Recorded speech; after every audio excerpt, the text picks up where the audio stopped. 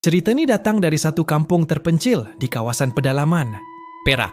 Aku sendiri dapat tahu pun sebab ada orang kampung situ yang hubungi aku malam-malam. Katanya dorang diganggu dengan sesuatu yang pelik dan menyeramkan.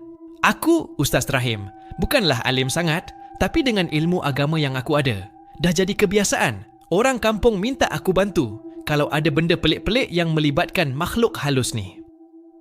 Petang tu, aku duduk kat luar rumah sambil minum teh panas. Tiba-tiba telefon bimbit aku berbunyi. Nombor tak dikenali. Aku jawab. Suara seorang lelaki, agak bergetar tapi sopan. Ustaz Rahim ke? Maaf ganggu. Saya Pak Long Husin dari Kampung Seri Damai. Kami ada masalah besar, Ustaz. Aku dengar nada. Dia serius? Terus aku tegakkan badan. Ada apa ya Pak Long? Sakit ke? Atau... Dia terus potong. Kubur lama, Ustaz. Setiap subuh ada suara azan.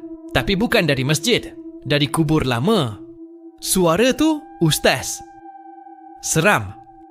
Lain macam. Macam memanggil.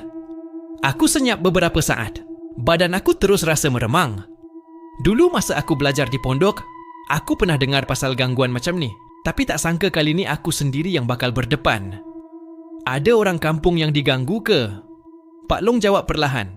Lepas suara tu mula kedengaran, 3 orang pemuda kampung dah hilang, Ustaz.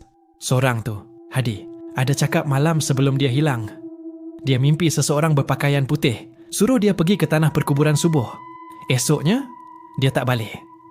Aku pandang langit yang dah mula merah nak maghrib.